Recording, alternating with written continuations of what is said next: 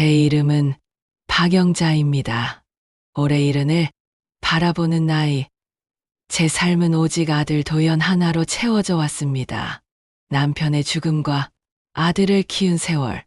저는 28배 남편을 잃었습니다. 남편은 성실했지만 무례한 과로가 그를 앗아갔습니다. 30도 되기 전에 과부가 된 저는 어린 도연을 안고 밤마다 울었습니다. 그날 이후 제 삶은 달라졌습니다. 저 자신을 위한 꿈은 없었습니다. 제게 남은 사명은 오직 하나, 아들을 지켜내는 것이었습니다. 도연이는 아버지 없이 자라면서도 얌전했습니다. 어릴 때부터 말을 아꼈습니다. 남들보다 늦게 걷고 늦게 말했지만 한 번 내뱉는 말은 늘 어른스러웠습니다. 비 오는 날 학교에 데려다 주면 제 손을 꼭 잡고 말했습니다. 엄마, 나 공부 열심히 해서 훌륭한 사람 될 거예요. 그 목소리에 저는 다시 살아갈 힘을 얻었습니다. 중학교에 들어가면서 도연이는 남자아이들답게 키가 쑥쑥 컸습니다. 그러나 성격은 여전히 차분했습니다. 친구들과 어울리기보다 책상 앞에 앉아 문제집을 풀곤 했습니다.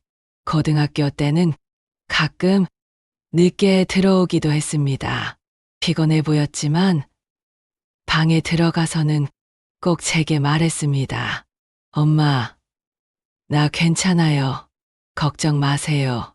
군대에 갈 때도 마찬가지였습니다. 저는 눈물이 쏟아졌지만 아들은 씩씩하게 말했습니다. 엄마, 울지 마세요. 금방 다녀올게요. 그 한마디에 저는 울음을 삼켰습니다. 그렇게 도연은 성실하게 자라 사회인이 되었습니다. 회사에서도 성실하다는 평을 들었고 동료들에게 믿음직한 사람으로 통했습니다. 도연이가 33 되던 해 며느리 윤주를 만났습니다. 처음 본 윤주의 인상은 단아했습니다. 소박한 차림, 따뜻한 미소. 제가 밥상을 차리자 곧장 부엌에 들어와 설거지를 돕겠다고 했습니다. 그 모습에 저는 속으로 생각했습니다. 이 아이면 내 아들을 잘 보살펴 주겠구나. 결혼식 날 하얀 드레스 차림의 윤주는 꽃처럼 빛났습니다. 사람들은 말했습니다. 도연 씨는 복이 많네요. 저런 며느리를 얻었으니. 저는 자랑스럽게 고개를 끄덕였습니다. 처음 몇 년은 평화로웠습니다. 주말마다 두 사람은 제 집을 찾아왔습니다. 아들 도연이는 제게 과일을 깎아주었고 윤주는 김치찌개를 끓여 도시락으로 가져왔습니다. 밥상머리에 앉아 웃는 얼굴들을 보며 저는 행복했습니다. 하지만 시간이 흘러도 아이 소식은 없었습니다. 처음엔 대수롭지 않게 생각했습니다. 요즘은 다 늦게 낳는다잖아. 천천히 해도 괜찮다.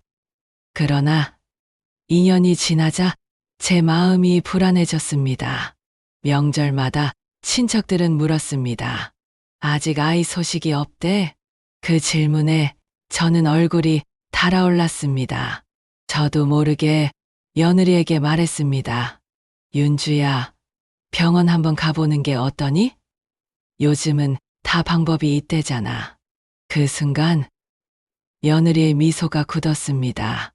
대답은 웃음이었지만 눈빛이 흔들리는 걸 저는 놓치지 않았습니다. 그 후 윤주는 점점 말이 줄었습니다. 방 창가에 멍하니 앉아 있거나 밤마다 휴대폰을 붙들고 검색을 하곤 했습니다. 저는 그 모습을 보면서도 차마 말을 건네지 못했습니다. 아들 도연이도 변했습니다. 예전에는 퇴근하면 곧장 집에 왔는데 점점 늦어졌습니다. 술에 취해 들어와선 말없이 방으로 들어가곤 했습니다. 그의 어깨가 축 늘어진 모습에서 저는 알 수 있었습니다. 무언가 무겁고 깊은 비밀을 홀로 짊어지고 있다는 걸.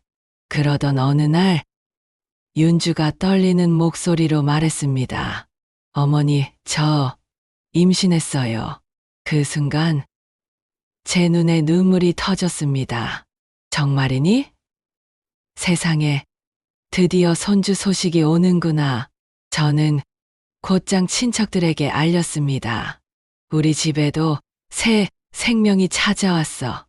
주변은 축하로 가득했습니다. 그러나 도연이의 웃음은 어딘가 불안했습니다. 겉으론 웃고 있었지만 그 눈빛은 흔들리고 있었습니다. 마치 얇은 종이 위에 서 있는 듯 위태로워 보였습니다. 시간이 흘러 윤주는 병원에서 아이를 낳았습니다. 산부인과에서 들려온 첫 울음소리는 천둥 같았습니다. 작은 손가락이 공기를 움켜쥐며 떨고 있었습니다. 아기를 품에 안는 순간 제 가슴이 벅차올랐습니다. 얘야, 너는 우리 집의 기적이다. 그날 밤 저는 무릎 꿇고 기도했습니다. 이 아이가 무럭무럭 자라 우리 가족을 다시 웃게 해주기를. 며칠 뒤 병원에서 연락이 왔습니다. 아기의 유전자 검사 결과 아버지와 일치하지 않습니다. 순간 제 귀가 멍해졌습니다. 핸드폰이 손에서 미끄러져 바닥에 떨어졌습니다. 세상이 무너지는 듯했습니다. 아들 도연은 말했습니다. 엄마, 사실 알고 있었어요. 저는 숨이 막혔습니다. 무슨 말이니? 윤주는 눈물을 흘리며 고백했습니다. 어머니, 죄송해요. 저는 시댁의 압박이 너무 힘들었어요. 도연 오빠의 친구인 승호 오빠가 위로해주다가 그렇게 되었어요. 승호, 아들의 오랜 친구. 우리 집에 드나들던 내가 믿었던 사람. 그 이름을 듣는 순간 제 마음은 산산조각 났습니다. 그러나 아들은 끝내 말했습니다. 엄마, 그래도 나는 이 아이를 키우겠습니다. 내 아이로 받아들일 겁니다. 저는 눈물이 터졌습니다. 분노와 슬픔 속에서도 그 순간만큼은 아들이 자랑스러웠습니다. 내가 낳은 아이가 이렇게 큰 사람이 되었구나. 지금 저는 매일 손주를 안습니다. 작은 손이 제 주름진 손가락을 꼭 쥐면 가슴이 덮입니다. 피는 이어지지 않았지만 사랑으로 이어진 인연은 더 깊습니다.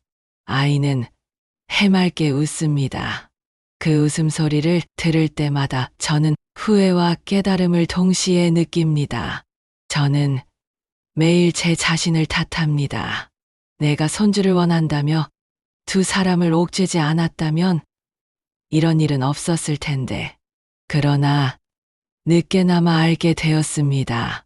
가정을 무너뜨리는 건 불임이 아니라 서로를 향한 압박과 의심이라는 것. 그리고 가정을 지켜내는 건 피가 아니라 사랑과 책임이라는 것. 저는 여전히 어머니이고 이제는 할머니입니다. 손주의 웃음을 보며 하루하루 살아갑니다. 그 웃음 속에서 저는 지난 잘못을 조금씩 씻어내고 있습니다. 여러분, 가족이란 무엇일까요? 피입니까? 아니면 사랑입니까? 저는 이제 확실히 압니다. 가족은 사랑으로 만들어지는 것이라는 걸요.